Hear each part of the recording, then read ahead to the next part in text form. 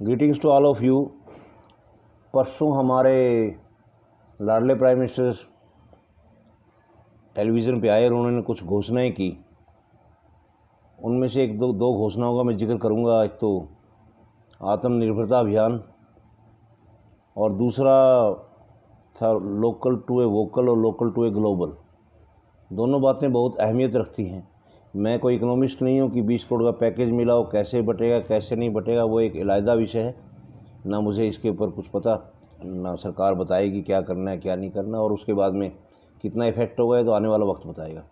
लेकिन अगर इसके बारे में हम एनालाइज करें दो चीज़ों के बारे में, तो हमें थोड़ा इतिहास में जाना पड़ेगा, क्योंकि इतिहास ही हमें वर्तमान के बारे में समझने में मदद करता है। तो मैं पिछले 2 दिन से कुछ किताबें पढ़ रहा था, कुछ एनालिसिस कर रहा था। उसके बाद मैंने सोचा कि जो मैंने पढ़ा सीखा है उसके बारे में कुछ बता भी दूं। तो जैसा कि हम सब जानते हैं, हम सब ने पढ़ा है कि हमारा देश सोने की चिड़िया था, और ये तो सच भी है। सोने की चिड़िया था, तभी तो इतने आक्रांता आए इस देश को लूटने के लिए। लेकिन सिर्फ इतनी बात नहीं, लेकिन कारण ये है कि हमें जानना था कि सोने की चिड़िया क्यों था। ये मेन चीज़ था।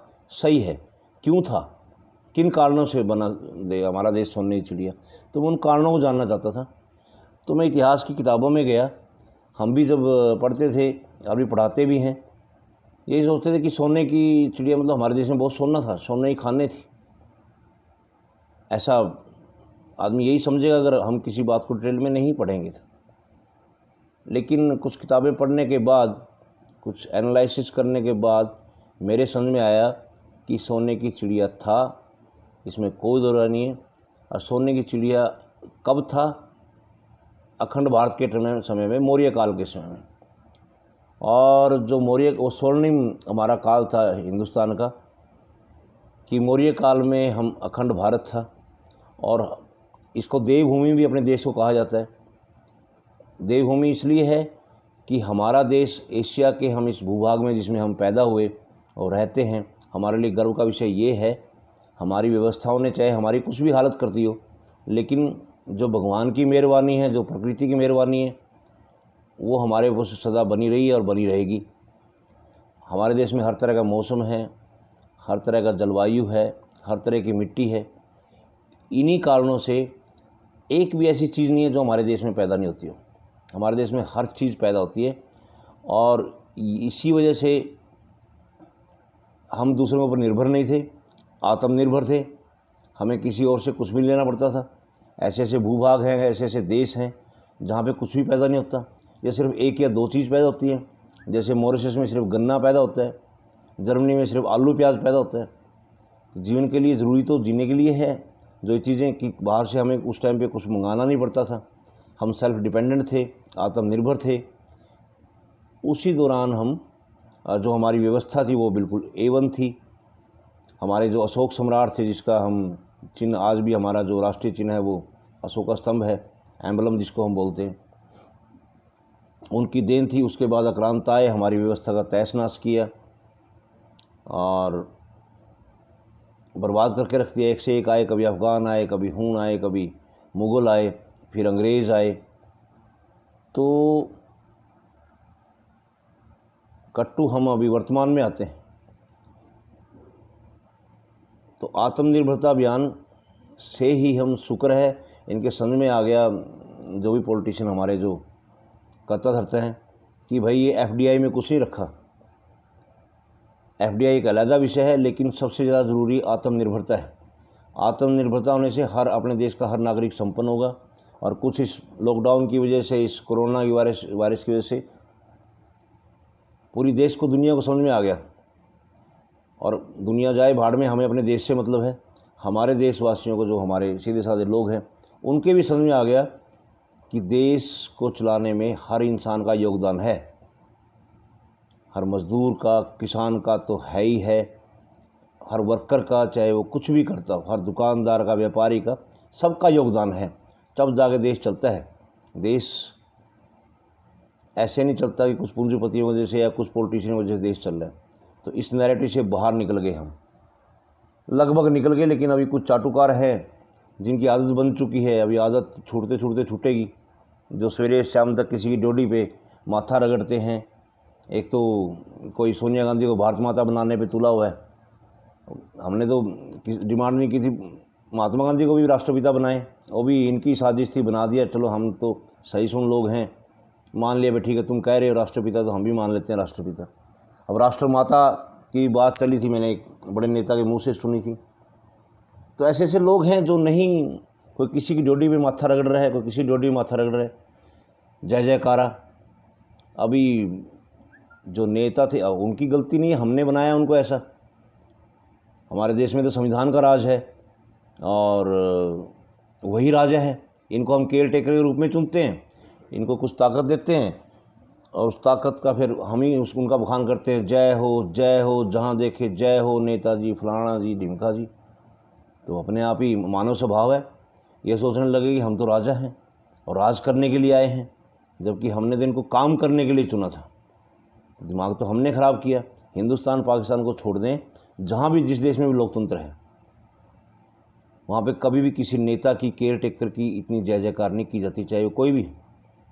एक ही हमारा और ये पाकिस्तान इन्हीं का है हम, क्योंकि हमारे अंदर गुलामी की कीटाणु इतने घुसे हुए हैं कि बाहर निकलने का नाम ही नहीं लेते।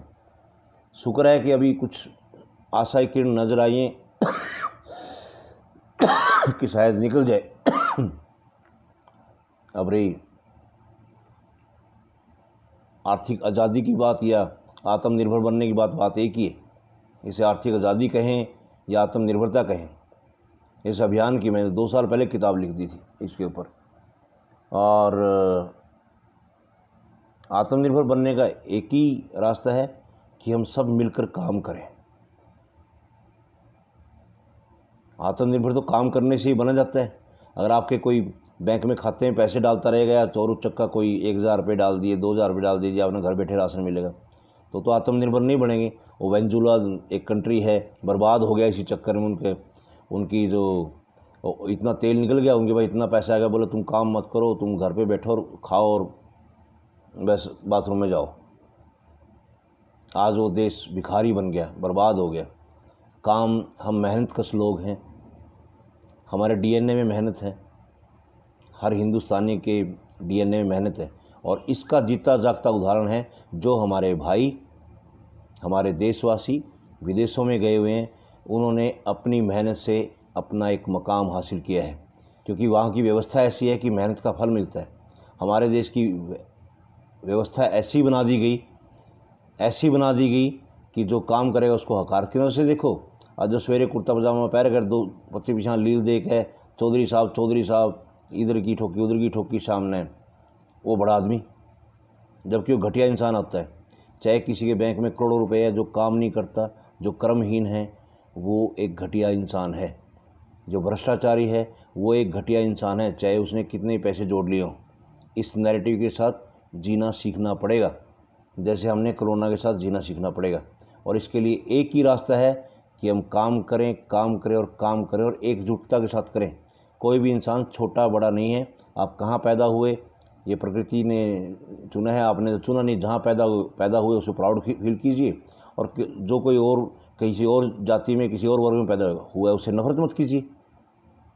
अभी जो ये लॉकडाउन का पीरियड है, मैं तो किसानों से जुड़ा हुआ हूँ, किसान का बेटा हूँ और मेरा अपना एनजीओ, उनसे कहते रहता हूँ।